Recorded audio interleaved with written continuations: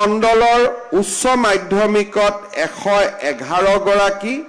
আৰু উচ্চতৰ মাধ্যমিকত 103 গৰাকী। আমাৰ পাণ্ডুৰ 8 নম্বৰ ৱাৰ্ডত উচ্চ মাধ্যমিকত 28 গৰাকী, উচ্চতৰ মাধ্যমিকত 37 গৰাকী। 7 নম্বৰ ৱাৰ্ডত উচ্চ মাধ্যমিকত 40 গৰাকী, উচ্চতৰ মাধ্যমিকত 47 গৰাকী। 6 নম্বৰ ৱাৰ্ডত উচ্চ মাধ্যমিকত 33 গৰাকী, উচ্চতৰ মাধ্যমিকত 43 গৰাকী।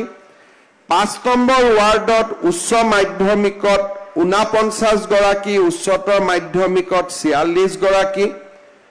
4 নম্বৰ ৱাৰ্ডত উচ্চ মাধ্যমিকত 31 গৰাকী, উচ্চতৰ মাধ্যমিকত 43 গৰাকী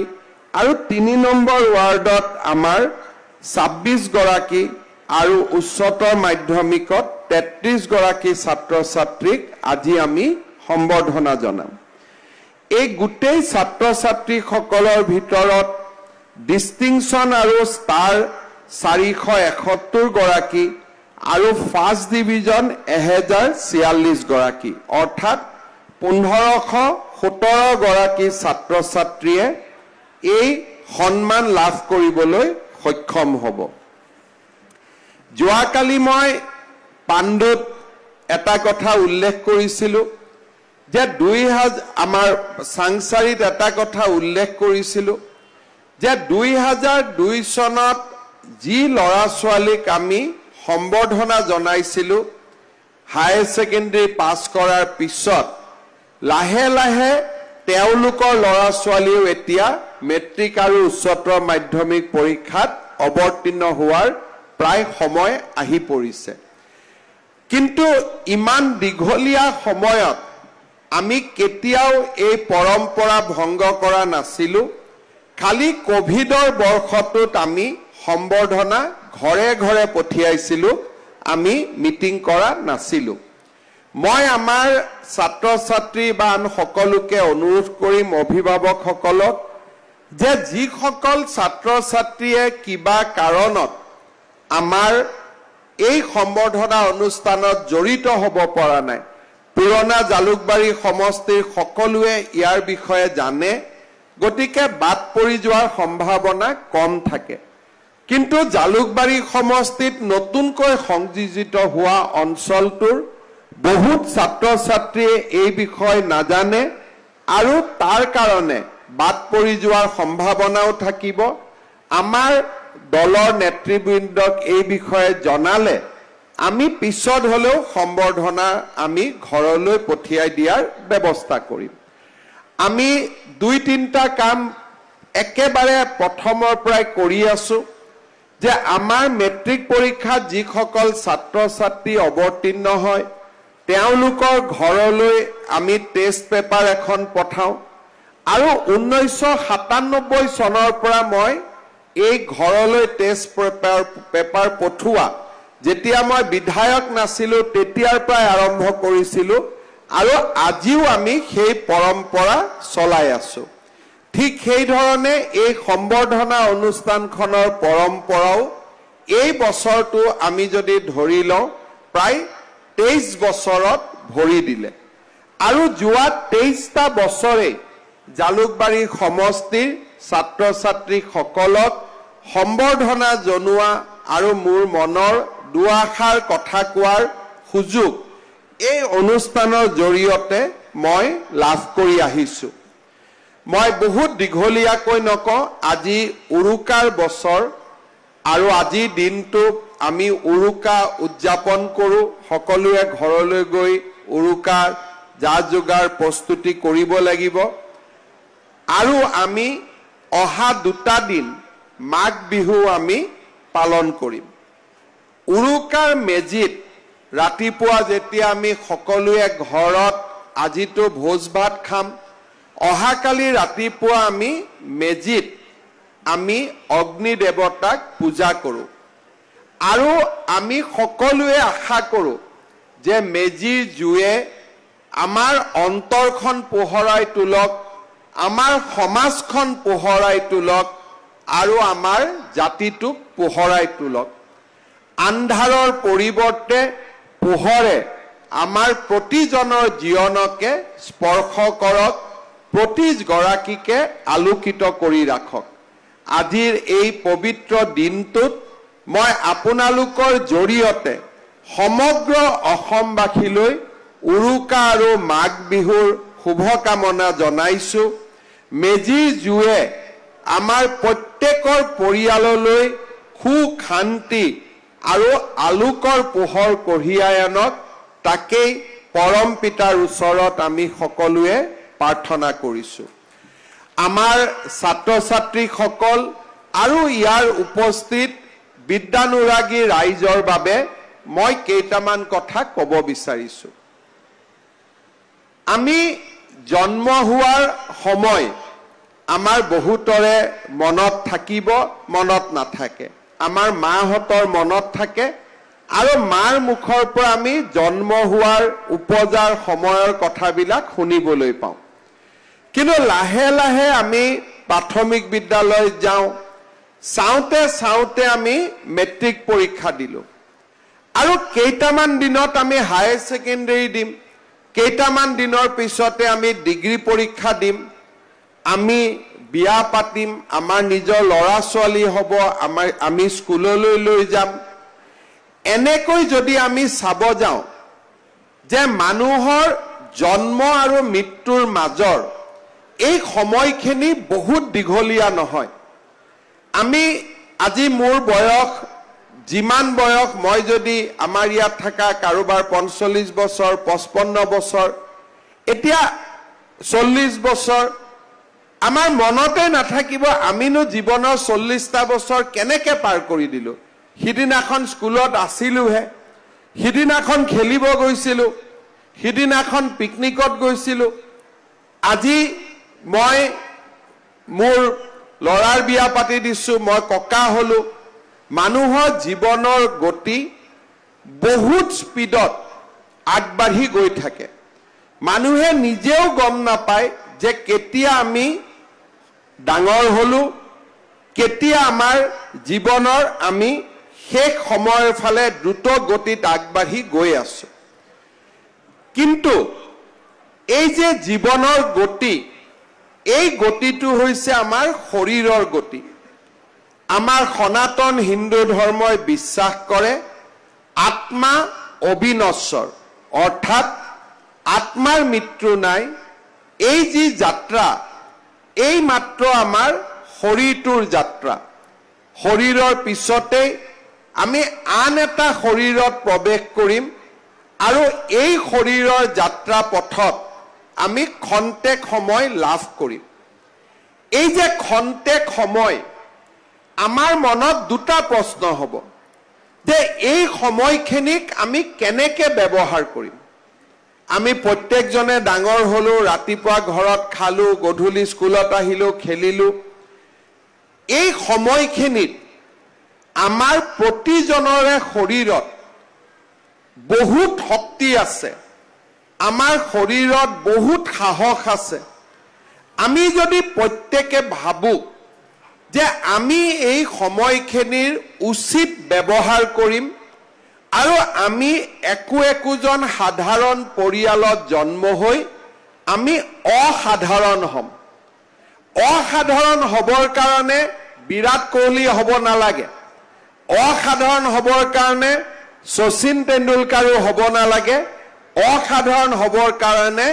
অমিতাভ বচ্চনো হ'ব নালাগে। এজন মানুহ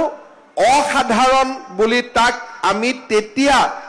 ধৰি ল'ম যেতিয়া সি নিজৰ জীৱনৰ সাধাৰণ কামতকৈ অকণমান মানুহৰ কাৰণে, সমাজৰ কাৰণে অসাধাৰণ কাম কৰিবৰ বাবে যত্ন কৰে। আমাৰ প্ৰত্যেকৰে জীৱনত আমাৰ বহুতো দায়িত্ব থাকে, পৰিয়ালৰ দায়িত্ব থাকে, সমাজৰ দায়িত্বত থাকে। এই দায়িত্বৰ মাজতো আমি সদায় একোটা অসাধাৰণ চিন্তা কৰিব পাৰোঁ। আজি আমি সকলোৱে জানো যে আমাৰ পৃথিৱীৰ এটা ডাঙৰ সমস্যা হৈছে জলবায়ুৰ পৰিৱৰ্তন। এই সময়ছোৱাত আমি যদি প্ৰত্যেকেই আমাৰ জন্মদিনটোৰ দিনাখন এডালকৈ যদি গছ ৰোপণ কৰি যাওঁ আৰু আমি যদি 80 বছৰ জীয়াই থাকো পাৰ হৈ যোৱা 20 বছৰক আমি যদি বাদ দিওঁ অহা 60 বছৰত যদি আমাৰ জন্মদিনটোত আমি এডালকৈ গছ ৰুই যাওঁ আৰু গছডালক আমি ডাঙৰ দীঘল কৰোঁ আমি নিজে অসাধাৰণ হৈ পৰিম আমাৰ জন্মদিনটোত আমাৰ প্ৰত্যেকৰে পিতৃৰ উপজা দিনটোত মাতৃৰ উপজা দিনটোত আমি যদি এডালকৈ গছ ৰোপণ কৰি যাওঁ আমাৰ ভাৰতবৰ্ষত 150 কোটি মানুহে কিমান গছ ৰুব পাৰিব আপোনালোকে নিজে চিন্তা কৰক এতিয়া এই কামখিনি কৰিবৰ কাৰণে আমাক টকা পইচাৰো প্ৰয়োজন নাই আৰু কাৰোবাক চান্দা বৰঙনি দিবও প্ৰয়োজন নাই আমি মাত্ৰ নিজৰ অকণমান 10 মিনিট সময় নষ্ট কৰি আমি কাৰোবাক পালন কৰাৰ ডাঙৰ দীঘল কৰাৰ অমীয় শান্তি আমি লাভ কৰিব পাৰোঁ আজি আমাৰ প্ৰত্যেকে আমি ভাল ষ্টুডেণ্ট আমাৰ যিখিনি কিতাপ পত্ৰ আমি পঢ়িছিলোঁ আমাৰ মেট্ৰিক পৰীক্ষা হৈ গ'ল হায়াৰ ছেকেণ্ডাৰী পৰীক্ষা হৈ গ'ল আমাৰ হাতত থকা ভালে থকা কিতাপখিনি আমি যদি আমাৰ বিদ্যালয়ৰ কনিষ্ঠ ছাত্ৰ এজনক আমি যদি উপহাৰ দিওঁ সেই ছাত্ৰজনৰ লগত আমাৰ ভাতৃত্বৰ জীৱনজোৰা সম্বন্ধ স্থাপন হয় আজি মই মেট্ৰিকত ষ্টাৰ নম্বৰ পাইছোঁ মই লিখা নোটবুকখিনি মই লিখা কিতাপখন মই যদি আমাৰ স্কুলৰ অহাবাৰ বা ক্লাছ 8 বা 9ৰ ছাত্ৰ এজনক বা ছাত্ৰী এজনক আমি দিওঁ বোলে মোৰ কিতাপখিনিয়ে বা মোৰ নোটছখিনি তুমি ব্যৱহাৰ কৰিবা সেই ছাত্ৰজনে যদি এই নোটছখিনিৰ পৰা উপকৃত হয় সেই ছাত্ৰজনৰ জীৱনত সদায় আমি অসাধাৰণ ৰূপে সদায় আমাক সেই ছাত্ৰজনে এজন আমাক অসাধাৰণ ব্যক্তি ৰূপে সদায় আমাক চিনাক্ত কৰিব যে এই দাদাৰ বা এই বাইদেৱে মোক জীৱনত সহায় কৰিছিল সেই ল'ৰাজনৰ কাৰণে মই এজন আইকন হৈ পৰিম মই এজন আদৰ্শ পুৰুষ হৈ পৰিম এই ধৰণে আমি যদি আমাৰ চাৰিওফালে চাওঁ আমি যদি এটা সিদ্ধান্ত লওঁ যে বছৰত মই মাত্ৰ দুটাকৈ ভাল কাম কৰিম যদি মই সাধাৰণ জীৱন যাপন কৰিও বছৰত যদি মই দুটা ভাল কাম কৰিব পাৰোঁ মই নিজে এজন অসাধাৰণ ব্যক্তি হৈ পৰিম আৰু সেইবাবে মই আমাৰ ছাত্ৰ ছাত্ৰীসকলক অনুৰোধ কৰিম যে আমি সাধাৰণ পৰিয়ালত জন্ম হৈ আমি কেনেকৈ একোজন নিজৰ কাম কাজৰ জৰিয়তে আমি অসাধাৰণ হ'ব পাৰোঁ আজিৰ সমাজত চাৰিওফালে ঋণাত্মক চিন্তাৰে পৰিপূৰ্ণ আমাৰ মানসিকতাৰ ওপৰত নিৰ্ভৰ কৰে আজি আমি ফেচবুক চাওঁ টুইটাৰ চাওঁ ইনষ্টাগ্ৰাম চাওঁ কোনোবাই ক'ব পাৰে এইবোৰ চোৱা বেয়া কথা বেয়া আৰু ভালৰ সংজ্ঞা আজি আমি নিৰ্ণয় কৰিব নোৱাৰোঁ কাৰণ মই মানা কৰিলেও মানুহে ৰীল চাবই মই মানা কৰিলেও মানুহে ফেচবুক কৰিব মই মানা কৰিলেও মানুহে ইনষ্টাগ্ৰাম কৰিব কিন্তু এটা কথা আমি চাব পাৰোঁ যে এই ইনষ্টাগ্ৰাম আৰু এই ফেচবুকত ভাল কথাও আহে বেয়া কথাও আহে আমি যদি সিদ্ধান্ত লওঁ যে এই সোশ্যাল মিডিয়াটোক আমি ভাল কামত ব্যৱহাৰ কৰিম আমি নজনা কথা জানিবৰ বাবে চেষ্টা কৰিম তেতিয়াহ'লে আমি ফেচবুক কৰিও আমি নিজৰ বুদ্ধিমত্তাক আমি আগুৱাই লৈ যাব পাৰোঁ আজি আমাৰ ছাত্ৰ ছাত্ৰীসকল ইয়াত আছে আমাৰ মোবাইল আছে আমাৰ কম্পিউটাৰ আছে আমি কম্পিউটাৰত এইটো কথাও জানিব পাৰোঁ যে বম্বেৰ লেটেষ্ট হিট সিনেমা কোনখন আৰু মোবাইলত আমি ক্লিক কৰি আমি এইটো কথাও জানিব পাৰোঁ যে এইবাৰ কেমিষ্ট্ৰি আৰু ফিজিক্সত নোবেল প্ৰাইজ কোনে পালে দুইটা ইনফৰমেশ্যনে ইয়াত আমাৰ লগত আছে এতিয়া নিৰ্ভৰ কৰিব আমাৰ ওপৰত যে আমি কোনটো বস্তু আমি চাব বিচাৰিম যিটো বস্তু চালে আমাৰ জ্ঞান আৰু প্ৰজ্ঞাৰ দুৱাৰ মুকলি হয় যিখিনি কৰিলে আমি এজন সুস্থ মানুহ হ'ব পাৰো আমি তাক চাম নে আমি তাক চাব চেষ্টা কৰিম যি চালে আমাৰ মানসিকতাৰ স্খলন ঘটিব পাৰে প্ৰত্যেক দিনাই ৰাতিপুৱা আমি জৰিয়তে আমি গোটেইখিনি ভাল চাব পাৰো মোবাইল চোৱাৰ অভ্যাসটো আমাৰ থাকিব যাৰ যাৰ হেবিট আছে কিন্তু আমি হেবিটটো অলপ পৰিৱৰ্তন কৰি ল'ব পাৰো যে আমি সায়েন্সৰ ফিকশনো চাব পাৰো আমি পৃথিৱীত ঘটি থকা ঘটনাবিলাকৰ বিষয়ে জানিব পাৰো আৰু নহলে কোন হিন্দী সিনেমাৰ হিৰো কাৰ লগত বিয়া হ'ব তাকো আমি চাব পাৰো এতিয়া আমি আমাৰ ওপৰত নিৰ্ভৰ কৰিব যে সেই হিন্দী সিনেমাৰ হিৰোজনে আমি কাৰ লগত বিয়া হম আমাৰটো তেওঁ চোৱা নাই গতিকে আমি তেওঁৰ কিয় চাও গতিকে আমি তাৰ বিষয়ে জানিব যত্ন কৰিম যাৰ বিষয়ে জানিলে আমাৰ মানসিক শক্তি আৰু অধিক বৃদ্ধি হ'ব আমি এজন সুস্থ মানুহ হিচাপে নিজক আমি গঢ় দিব পাৰিম আজি আমাৰ সমাজত বহুত পৰিৱৰ্তন হৈছে মই যেতিয়া স্কুলত পঢ়িছিলো কলেজত পঢ়িছিলো বা মোৰ একে প্ৰজন্ম যেতিয়া স্কুল আৰু কলেজত পঢ়িছিলে আমি যে সমাজখনৰ ইমান পৰিৱৰ্তন হ'ব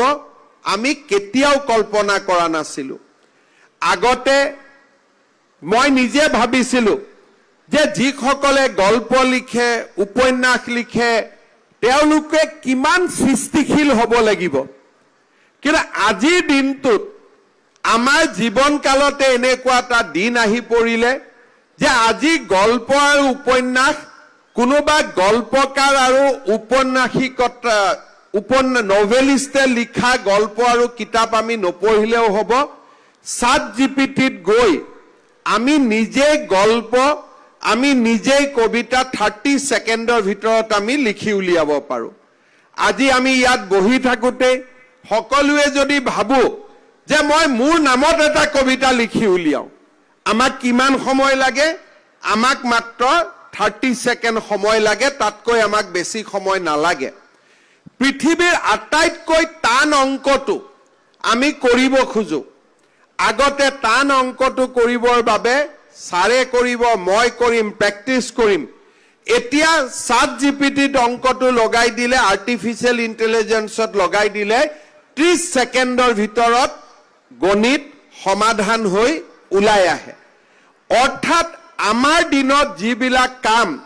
আমি আমাৰ মস্তিষ্কৰে কৰিব লাগিছিল আজিৰ প্ৰজন্মই এইবিলাক কাম মেচিন আৰু সফটওয়্যাৰত কৰিব তাৰ মানে আমাৰ সমাজখন কিমান দ্ৰুত গতিত পৰিণত হৈছে আমি ধৰিবই নোৱাৰিম যে কোনটো গল্প মেচিনে লিখিছে আৰু কোনটো গল্পকাৰ এজনে লিখিছে এতিয়া ইয়াৰ মাজতো আমাৰ দায়িত্ব কি হ'ব সমাজৰ ইমান তীব্ৰ গতি চাৰিওফালে নতুন নতুন চিন্তা দুদিন পিছত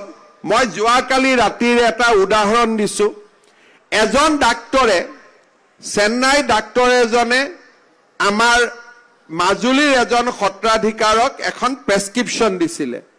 মই তেওঁক এনে কৈছিলো যে আপোনাৰ প্ৰেছক্ৰিপশ্যনখন মোক দিব মই প্ৰেছক্ৰিপশ্যনখন ললো লৈ ৰাতি 12টা বজাত মই প্ৰেছক্ৰিপশ্যনখন এআইত দি কলো যে ইয়াতকৈ এখন বেটাৰ প্ৰেছক্ৰিপশ্যন হ'ব পাৰে নেকি মইতো ডাক্তৰো নহয় মই ৰাতিয়ে এখন বেটাৰ প্ৰেছক্ৰিপশ্যন পালো আৰু মানুহজনৰ বেমাৰটো লিখি মই ৰাতিপুৱা এজন ডক্টৰক সুধিলো যে এইখন প্ৰেছক্ৰিপশ্যনখন ভাল নে এইখন প্ৰেছক্ৰিপশ্যনখন ভাল তেওঁ সিধাই ক'লে যে ৰাতি 1টা বজাত মই 12টা বজাত মই বনোৱা প্ৰেছক্ৰিপশ্যনখন বেছি ভাল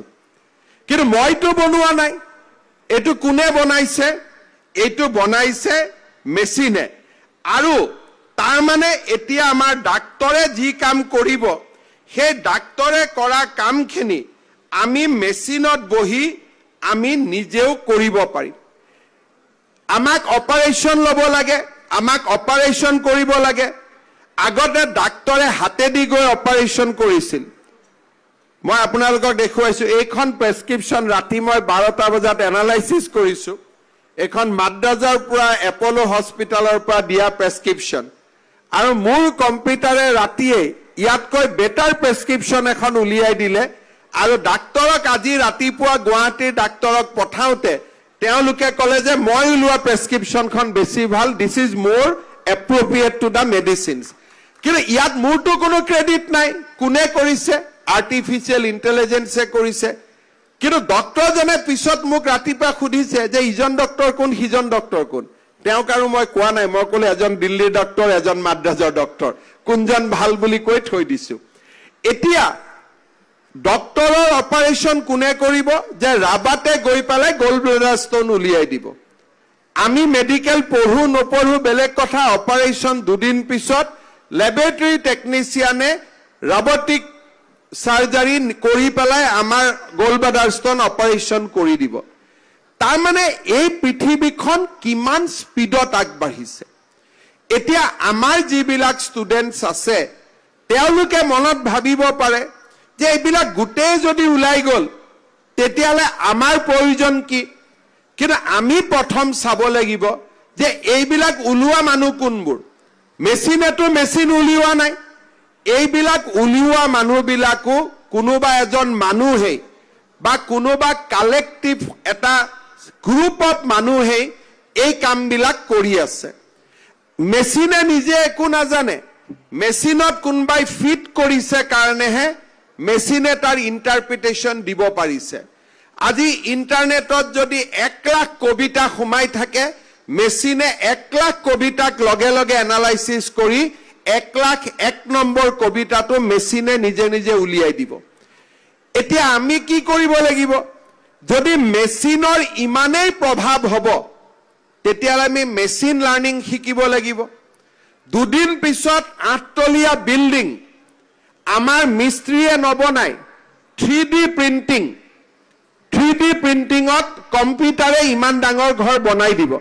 ভাৰতত এতিয়া বহুত ঘৰ বনি আছে যি 3D প্ৰিন্টাৰে ঘৰ বনাই আছে যি ঘৰ 5 বছৰ 6 বছৰ লাগে মেচিনে 1.5 মাহ 2 মাহত সেই ঘৰ ধুনিয়াকৈ বনাই উলিয়াই দিব এই গুটেই বিলাকৰ কাৰণে আমি কি জানিব লাগিব আমি আৰ্টিফিচিয়েল ইন্টেলিজেন্স জানিব লাগিব আমেৰিকাত থকা মানুহ এজনে ইয়াৰ পৰা অগমেন্টেড ৰিয়েলিটি ভাৰ্চুৱেল ৰিয়েলিটিৰ জৰিয়তে মোৰ বডিটো তেওঁ মই উচ্চাৰত নোযোৱাকৈ মোৰ লিভাৰ লাঞ্চ হাওঁফাওঁ গুটেই পৰীক্ষা কৰি উলিয়াব আজি কোৱান্টাম ফিজিক্স বহুত বিলাক নতুন নতুন আজি আমাৰ জ্ঞানৰ ভাণ্ডাৰ মুকলি হৈছে কাৰণ 50 বছৰ পিছত এইখনে সমাজ হ'ব মই আমাৰ ছাত্ৰ ছাত্ৰীসকলক অনুৰোধ কৰিম যে স্পৰ্টছটো আজিকালি নতুন কথা আজিকালি গান গাবৰ কাৰণেও মিক্সিং আগতে গান সুৰ কৰি আপুনি বহি থাকিব লাগিব এতিয়া মিক্সিং কৰিলে আপোনাৰ ভাল ভাল গান আপুনি নিজে কম কষ্টত নিৰ্মাণ কৰিব পাৰিব আমাৰ খেলৰ ক্ৰিকেট খেলিবৰ কাৰণে যেতিয়া ৰাতি কম্পিউটাৰত পুৰণা খেলখন চাম যে এই মানুহজনে কেনেকে বোলিং কৰে তেওঁৰ হ্যান্ড মুভমেন্ট আমি ৰাতি এনালাইসিস কৰি ৰাতিপুৱা আমি ক্ৰিজত গৈ পেলাই সেই বোলাৰজনক আমি ৰাইট এণ্ড লেফট আমি তেওঁক বল আমি 6 or 4 মাৰিব পাৰিম লাহে লাহে আমাক এটা অতি বৈজ্ঞানিক যুগে আমাৰ জীৱনক এটা নতুন ধৰণে নিয়ন্ত্ৰণ কৰিবৰ বাবে গৈ আছে জালুকবাৰী সমষ্টিৰ ছাত্ৰ ছাত্ৰীসকলক মই আহ্বান জনাম যে আপোনালোকৰ বাবে উপযুক্ত সময় এতিয়াৰ পৰাই ইণ্ডাষ্ট্ৰী 4.0 অৰ্থাৎ চতুৰ্থ উদ্যোগ বিপ্লৱ যি বিজ্ঞানৰ ওপৰত হ'ব প্ৰযুক্তিৰ ওপৰত হ'ব আৰ্টিফিচিয়েল ইন্টেলিজেন্সৰ ওপৰত হ'ব মেচিন লাৰ্নিংৰ ওপৰত হ'ব যি বিপ্লৱ কোৱান্টাম ফিজিক্সৰ ওপৰত হ'ব যি বিপ্লৱ AR VRৰ ওপৰত হ'ব অগমেন্টেড ৰিয়েলিটি ভাৰ্চুৱেল ৰিয়েলিটিৰ ওপৰত হ'ব আমাৰ মেধাৱী ছাত্ৰ ছাত্ৰীসকলে এতিয়াৰ পৰাই এই কথাবিলাক অলপ অলপ বুজিবৰ বাবে আমি চেষ্টা আৰম্ভ কৰিব লাগে কাৰণ আমাৰ সমাজখন দ্ৰুত গতিত আগবাঢ়ি গৈ থাকিব কেইদিনমান আগতে আমি অসমত আপোনালোক সকলোৱে জানে যে আমি সেমি কণ্ডাক্টৰ ইণ্ডাষ্ট্ৰি আনিলো এটা সেমি কণ্ডাক্টৰ ইণ্ডাষ্ট্ৰি বুলি কোৱাৰ লগে লগে আমি গাড়ীৰ ইণ্ডাষ্ট্ৰি শুনিছো বস্তু বনোৱা ইণ্ডাষ্ট্ৰিৰ কথা শুনিছো সেমি কণ্ডাক্টৰ ইণ্ডাষ্ট্ৰি কি তাক আমি নাজানো বহুত মানুহে মোক প্ৰশ্ন কৰিছিল যে সেমি কণ্ডাক্টৰ মানে কি যি নহক আমাৰ লৰা সকলোৱে জানে যে আজিকালি যিমান ইলেক্ট্ৰনিক্স গাড়ী মোবাইল যি থাকিব তাৰ ভিতৰত এটা সেমি কণ্ডাক্টৰ চিপছ এটা থাকিব লাগিব এই চিপছ কোনে বনাব এই চিপছ ফ্যাক্টৰীত বনাব আৰু এই চিপছটো গৈ আমি গাড়ী মটৰত আমি সংযোজন কৰিম অসমৰ বহু মানুহে সেমি কণ্ডাক্টৰৰ বিষয়ে জনা নাছিল আৰু কোনোবাই যদি জানিছিল তেওঁৰ জ্ঞান সীমিত আছিল আমি আজি জাগিৰোডত ২৭,০০০ কোটি টকা ব্যয়েৰে সেমি কণ্ডাক্টৰ ইণ্ডাষ্ট্ৰি আনিছো আৰু মই বিশ্বাস কৰো যে অহা ৫ বছৰত অসমত তেনেকুৱা উদ্যোগ বহুত আহিব প্ৰথমতে মোক সুধিছিল যে আমাৰ লৰাইটো তাত এপইণ্টমেণ্ট নাপায় আমি ৫০০ ছোৱালীক বেংগলুৰুলৈকে লৈ গৈছিলো সেমি কণ্ডাক্টৰ তাত যিটো ইণ্ডাষ্ট্ৰি আছে তাত কাম কৰিবৰ বাবে কেইদিনমান আগতে আমাৰ অফিচাৰ বিলাকে চাই আহিছে এতিয়া ৫০০ ছোৱালীয়ে সেমি কণ্ডাক্টৰত কাম কৰিব পাৰে আৰু তেওঁলোক জাগিৰোডত ঘূৰি আহিবৰ কাৰণে ৰেডি হৈ আছে যে আমি জাগিৰোডত ঘূৰি আহি আমি জাগিৰোডৰ ইণ্ডাষ্ট্ৰিত কাম কৰিম কিন্তু এই ছোৱালীখিনিয়ে যেতিয়ালৈকে বেংগলুৰুত যোৱা নাছিল তেওঁলোকক যদি মই সুধিলোহেঁতেন সেমি কণ্ডাক্টৰ মানে কি তেওঁলোকে ক'বও নোৱাৰিলেহেঁতেন সেইকাৰণে আজি যেতিয়া মই আপোনালোকক কৈছো artificial intelligence semi conductor Feb augmented reality শব্দবিলাক শুনিলে লাগিব যে এইবিলাকৰ লগত আমাৰ কি পৰিচয় আছে কিন্তু 10 বছৰ পিছত নিযুক্তি এই সেক্টৰ বিলাকতে হ'ব লাহে লাহে আন কল কাৰখানা বন্ধ হ'ব আৰু এইবিলাক কথাহে প্ৰযুক্তিহে চলিব আৰম্ভ কৰিব মই আমাৰ ছাত্ৰ ছাত্ৰীসকলক অনুৰোধ কৰিম যে আমাৰ হাতত থকা ফেসবুক ইনষ্টাগ্ৰাম আমাৰ হাতত থকা সোশ্যাল মিডিয়া অকল ৰীল বনোৱাতে আমি সময় নিদি এই ধৰণৰ বিজ্ঞানৰ নতুন নতুন দিগন্ত বিজ্ঞান আৰু প্ৰযুক্তিৰ বিষয়ে আমি জানিবলৈ চেষ্টা কৰিব লাগে আৰ্টছ আৰু সায়েন্স পঢ়াৰ মাজত কোনো পাৰ্থক্য নাই আৰ্টছত পঢ়া ল'ৰা এজনেও আমাৰ যেতিয়া বহল সমাজত কাম কৰে তেও কম্পিউটাৰত কাম কৰিব লাগে তেও ল্যাপটপত কাম কৰিব লাগে আৰ্টছ পঢ়ু সায়েন্স পঢ়ু আমি সকলোৱে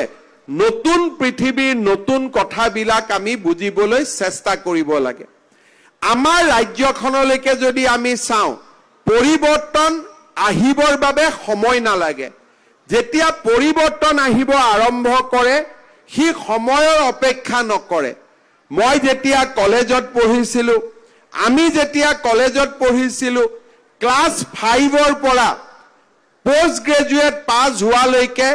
আমি কুইজত এটাই উত্তৰ দিছিলো যে অসমত মেডিকেল কলেজ কেইখন আৰু আমি উত্তৰ দিছিলো 3খন তাৰ মানে মই ক্লাস 5ৰ পৰা পোষ্ট গ্ৰেজুৱেট পঢ়ালৈকে অসমত এখনো নতুন মেডিকেল কলেজ হোৱা নাছিল আমাক কোনোবাই খুদিলে আমি কও 3খন মেডিকেল কলেজ 2খন বিশ্ববিদ্যালয় এখন এগ্ৰিকালচাৰ ইউনিভাৰ্সিটি আজিও মোক খুদিলে মই কনফিউজ হৈ যাওঁ কিন্তু আজি যদি মই ষ্টুডেন্ট এজনক খুদু অসমত কিমান মেডিকেল কলেজ আছে কোনে উত্তৰ দিব নোৱাৰে কাৰণ প্ৰতি বছৰে 2খন 3খন মেডিকেল কলেজ যোগ হৈ গৈ থাকে এই বছৰ যদি আমি শিকিছিলো যে অসমত 14খন মেডিকেল কলেজ আছে অহা 1 ফেব্ৰুৱাৰীত আৰু এখন নতুন মেডিকেল কলেজ হৈ যাব গুৱাহাটীতে কালাপাহাৰ বা আৰ্যনগৰত প্ৰাগজ্যোতিষ মেডিকেল কলেজ হেইটো হজম কৰোতে থাকুতেই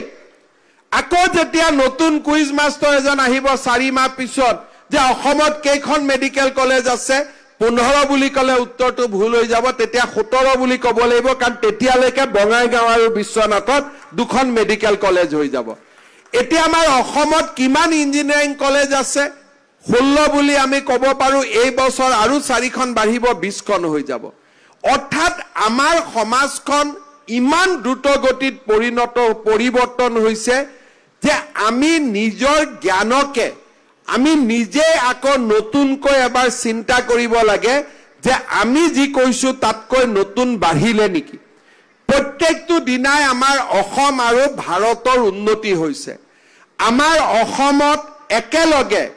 আইআইটি হ'ব অসম চুক্তিত আইআইটি আহিছিল আমি জানিছিলো কিন্তু আমাৰ অসমত এইমছ হ'ব এইমছৰ পিছত ফৰেনসিক সায়েন্স ইউনিভাৰ্সিটি হ'ব Indian institute of information technology হ'ব আৰু এই বছৰৰ পৰা ইণ্ডিয়ান ইনষ্টিটিউট অফ মেনেজমেণ্ট হ'ব আমি তাক কোনেও আমি পঢ়া অৱস্থাত আমি তাক সপোনতো আমি ভাবিব পৰা নাছিলো আমাৰ গাঁৱৰ ৰাস্তাবিলাক 4 লেন 6 লেন হ'ব আমি কেতিয়াও কল্পনা কৰা নাছিলো আজি আজাৰাৰ পৰা ইয়াত যিবিলাক লৰা জালুকবাৰীলৈকে আহিছে লৰা ছোৱালী এতিয়াতো ৰাস্তা দি আহিছে আৰু 4 বছৰৰ পিছত আজাৰাৰ পৰা জালুকবাৰীলৈ ডাইৰেক্ট এলিভেটৰ ৰোড হ'ব ওপৰৰ পৰা তলত আমি আহি জালুকবাৰীত নামিব পাৰিম অৰ্থাৎ তলেদিও গাড়ী যাব ওপৰদিও গাড়ী যাব আমিতো কল্পনাও কৰিব পৰা নাছিলো আমি পঢ়া দিনত কিন্তু আজি কল্পনা নহয় মানুহ আচৰিতো নহয় আগতে গুৱাহাটীত ব্ৰহ্মপুত্ৰ দলং অকল শৰাইঘাটত আছিল এতিয়া ব্ৰহ্মপুত্ৰ দলং এখন নাৰেংগী কুৰুৱাটো হ'ব এখন ব্ৰহ্মপুত্ৰ দলং গুৱাহাটী উত্তৰ গুৱাহাটীত হ'ব শৰাইঘাটৰ দলংখন দুখন হ'ল পলাশবাৰী শুৱালকুছিত তীব্ৰ গতিত দলঙৰ কাম চলি আছে চাৰিখন ইমান কম জায়গাত চাৰিখন ব্ৰহ্মপুত্ৰৰ দলং হ'ব আমি কোনেও কল্পনা কৰিব পৰা নাছিলো যোৱা পৰহি দিনাৰ পৰা এটা গ্ৰুপ মোৰ লগত লাগি আছে যে তেওঁলোকে যদি আমি মাটি দিব পাৰো তেওঁলোকে বোয়িংৰ এটা কাৰখানা খুলিব খুজে যে পৃথিৱীত যিমান বোয়িং বেয়া হ'ব বোয়িং বিমান অসমলৈকে লৈ আহিব খুলিব আৰু ভাল পাৰ্টস বিলাক বোয়িং কোম্পানীয়ে লৈ যাব বেয়া পাৰ্টস বিলাক তেওঁলোকে ডিসপোজ কৰি দিব অৰ্থাৎ গোটেই পৃথিৱীৰ বোয়িং বিমান বিলাক আমাৰ অসমলৈকে আহি তাতে তাক নতুনকৈ ভঙা সিঙা তাতে হ'ব নহব বেলেগ কথা কিন্তু অসম চৰকাৰৰ ওচৰত আজি তেনেকুৱা কাগজপত্ৰ আহা আৰম্ভ কৰিছে অৰ্থাৎ আজি আমাৰ অসমখন হ'ল আজি আমাৰ পৃথিৱীখন হ'ল আজি আমাৰ ভাৰতখন হ'ল আশাৰ ভাৰত আশাৰ অসম গতিকে আমাৰ লৰা ছোৱালী আমাৰ ছাত্ৰ ছাত্ৰীসকলে নতুন দিনৰ প্ৰত্যাহ্বান বুকুত লৈ নিৰাশাৰ পৰিৱৰ্তে এখন আশাৰ সমাজ নিৰ্মাণৰ বাবে আমি আগুৱাই যাব লাগে মই আকৌ এটা পাৰ্থক্য কৈছো আমাৰ দিনত যেতিয়া আমি ৰাতিপুৱাই প্ৰতিদিন পেপাৰখন পঢ়িছিলো পেপাৰত ফটোত কি আহে এটা মৃতদেহৰ ফটো আহে নহলে বম ব্লাষ্টৰ ফটো আহে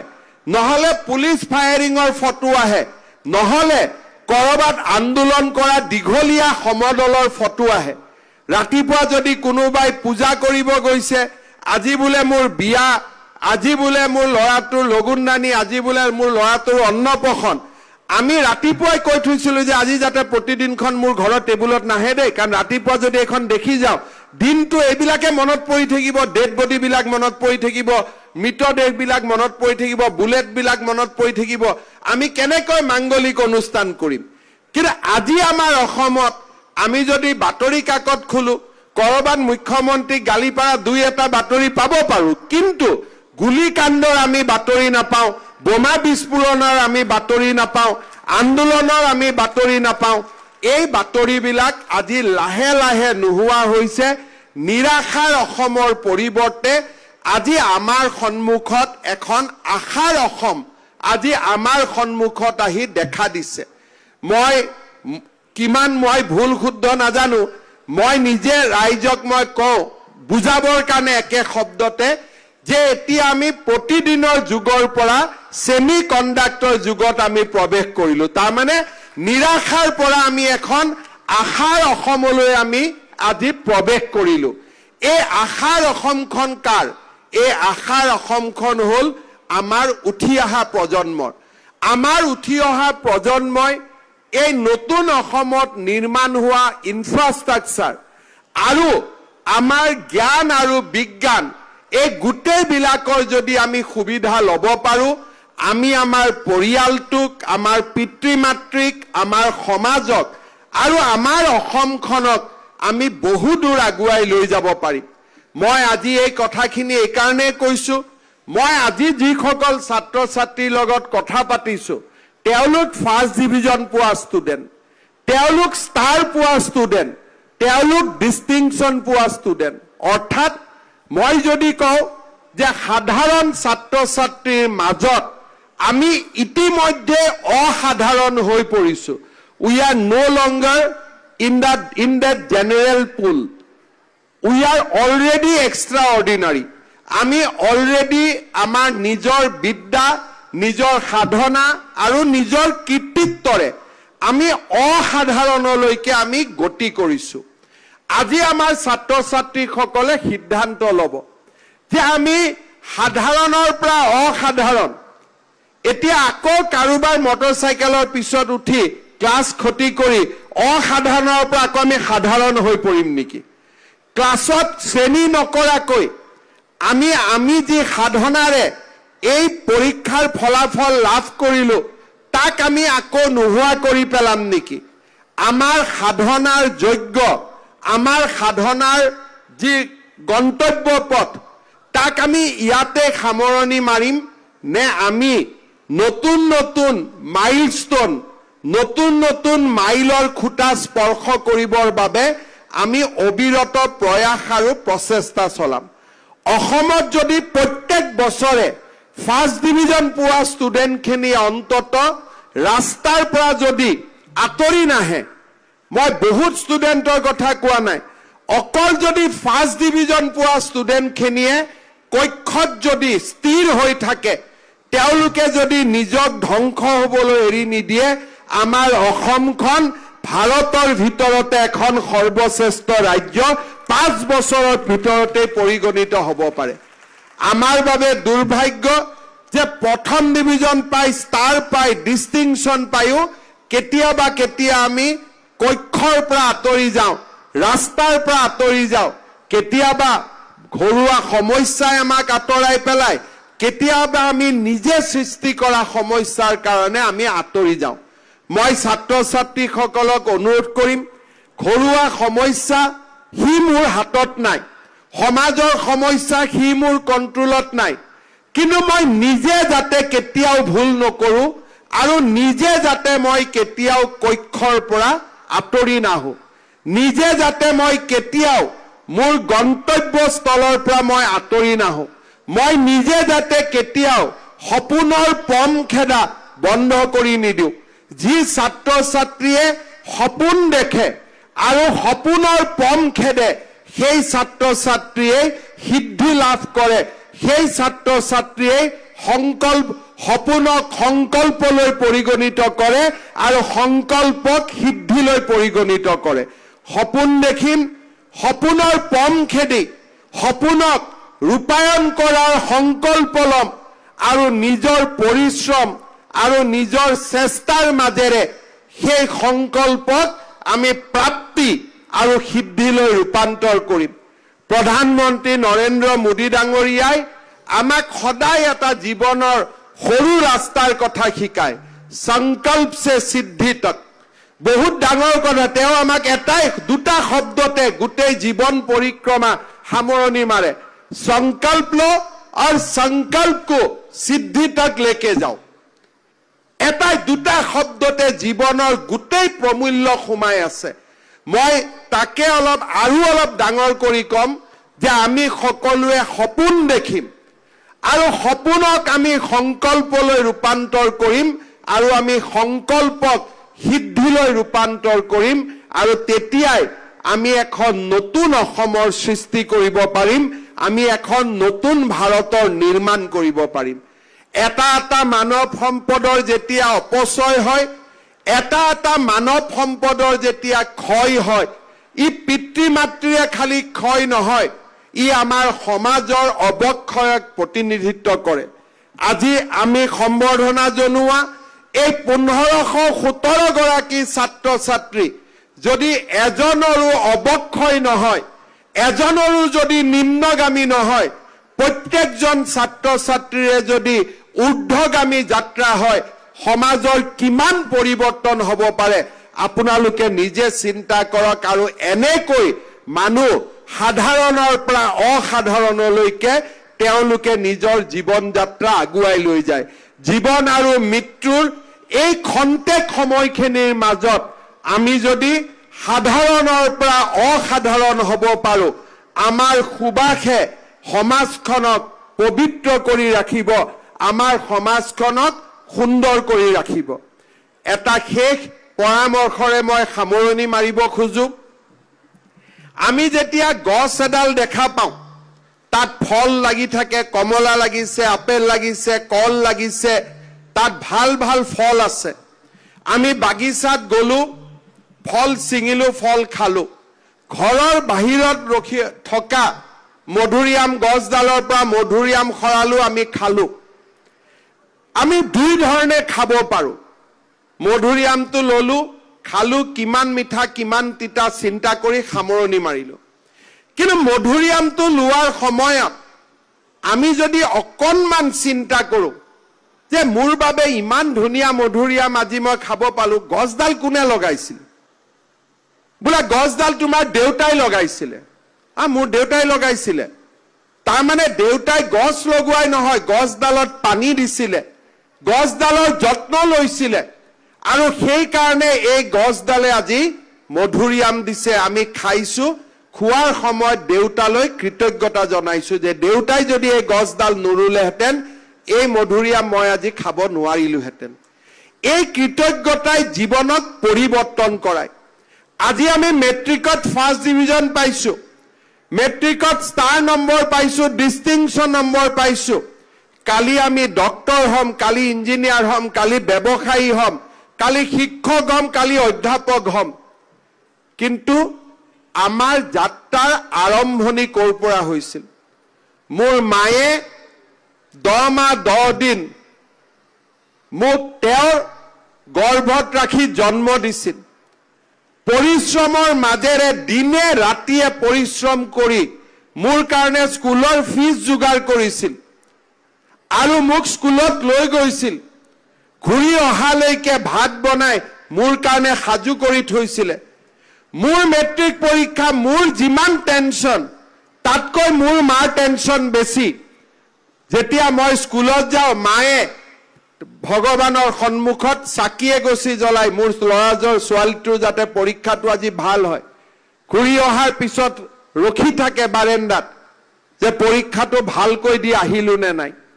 অৰ্থাৎ এডাল গছৰ ফল, সেই মিঠা ফলটোৰ আঁৰত কোনোবা এজন মানুহৰ যত্ন লুকাই আছিলে। ঠিক তেনেকে মোৰ জীৱনৰ সাফল্যৰ আঁৰতো মোৰ পিতৃ মাতৃৰ গভীৰ তপস্যা লুকাই আছে। যি সন্তানে প্ৰতিটো দিনতেই নিজৰ পিতৃ মাতৃৰ ত্যাগক স্বীকাৰ কৰে, যি সন্তানে প্ৰতিটো দিনেই পিতৃ মাতৃক কৃতজ্ঞতা জনায়, সেই সন্তানেই সাধাৰণৰ পৰা অসাধাৰণ হৈ পৰে। এয়াই হৈছে আমাৰ জীৱনৰ সফলতা। মই ছাত্ৰ ছাত্ৰীসকলক অনুৰোধ কৰিম, আমাৰ জীৱন আৰু যৌৱনৰ প্ৰাপ্তিৰ অনন্য মুহূৰ্তটো আমি সদায় কৃতজ্ঞতা জনাম মোৰ পিতৃ আৰু মাতৃক, যাৰ মৰম চেনেহ আৰু যতনে মোক আজি এডাল বটবৃক্ষত পৰিণত কৰিলে। এই বটবৃক্ষডালে আজি ছাঁ দিব, কিন্তু বটবৃক্ষডালক এটা সৰু বীজৰ পৰা গছপুলিৰ পৰা বটবৃক্ষলৈ ৰূপান্তৰ কৰা এই গোটেই যাত্ৰাত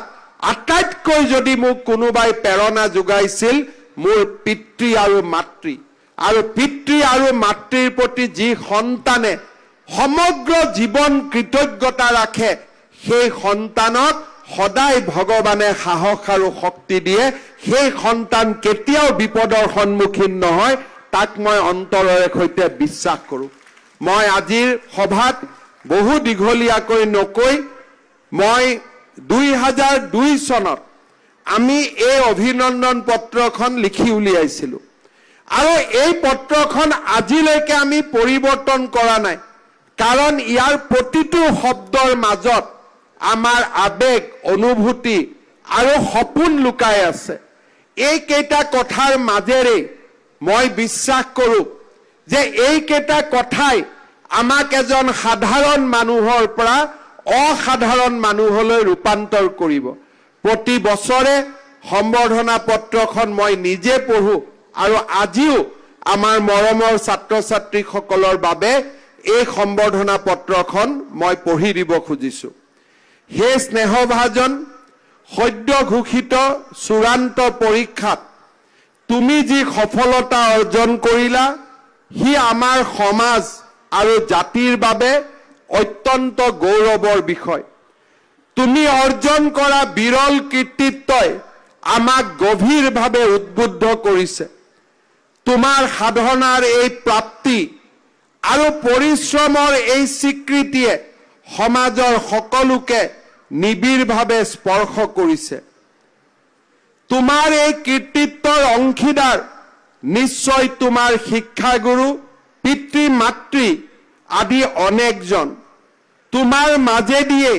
তেওঁলোকৰ স্বপ্ন সাৰ্থক হৈছে ছাত্ৰ ছাত্ৰীৰ কীৰ্তিত্বই আটাইতকৈ সুখী কৰে শিক্ষকক সন্তানৰ কীৰ্তিত্বই আটাইতকৈ সুখী কৰে তেওঁৰ পিতৃ আৰু মাতৃক তোমালৈ জনোৱা আমাৰ শুভেচ্ছাত সেয়ে তোমাৰ শিক্ষাগুৰু আৰু পিতৃ মাতৃও স্বাভাৱিকভাৱে অংশীদাৰ হৈছে তোমাৰ এই সফলতা তেওঁলোকৰ মহান ত্যাগ আৰু সাধনাৰো ফল সঠিক পথক দিগদৰ্শন কৰি প্ৰচেষ্টাৰ কষটি শিলত ঘঁহি যিদৰে তোমালোকৰ জীৱনবোৰক তেওঁলোকে আগবঢ়াই লৈ গৈছে সেয়াও এক কৃষ্ণ সাধনাই বুলিব পাৰি জীৱনৰ বিভিন্ন সময়ত বিভিন্ন পৰীক্ষাত মানুহ অৱতীৰ্ণ হ'বলগীয়া হয় তোমাৰ জীৱনৰ এটা অন্যতম পৰীক্ষাত তুমি যি প্ৰশংসনীয় প্ৰতিভাৰ পৰিচয় দাঙি ধৰিলা আমি তাত উৎফুল্লিত আৰু আশা কৰিছোঁ এজন প্ৰকৃত পূৰ্ণাংগ মানুহ হোৱাৰ পৰীক্ষাটো ভৱিষ্যতে তুমি সাফল্য অৰ্জন কৰিবা আমি লক্ষ্য কৰিছোঁ যে সমস্যা জৰ্জৰ অসমত অনেক ছাত্ৰ ছাত্ৰীয়ে বিপদগামী হৈছে জীৱনৰ বহুৰঙী পথত প্ৰকৃত দিগদৰ্শকৰ অভাৱতে বহুতো সম্ভাৱনা এইদৰে লক্ষ্যভ্ৰষ্ট হ'বলগীয়া হয় আমি আশা কৰোঁ তোমাৰ পাৰদৰ্শিতা সেইসকল নতুনৰ পথ প্ৰদৰ্শক হওক তোমাৰ অন্তৰত চিৰদিন অনুসন্ধিত ছাৰ নিৰ্মল বন্তিগছি জ্বলিৰক তাৰ পোহৰত দীপ্ত হৈ উঠক তোমাৰ ভৱিষ্যত তোমাৰ চৌদিশৰ সমাজ আৰু সেই সমাজৰ বিভিন্নজন পুনৰ এবাৰ মই আটাইকে মোৰ অন্তৰৰ গভীৰ উষ্ণ আৰু অত্যন্ত মৰমেৰে আটাইকে উষ্ণ অভিনন্দন জনাইছোঁ আশা কৰিছোঁ যে আমি জীৱনৰ বাটত একোজন অসাধাৰণ ব্যক্তি হিচাপে তোমালোক আটাইকে লগ পাই থাকিম পিতৃ মাতৃৰ শ্ৰী চৰণত মই সেৱা জনালোঁ শিক্ষাগুৰুসকলক মোৰ শ্ৰদ্ধা জনাই মই মোৰ বক্তব্যৰ সামৰণি মাৰিছোঁ জয় হিন্দ বন্দে মাতৰম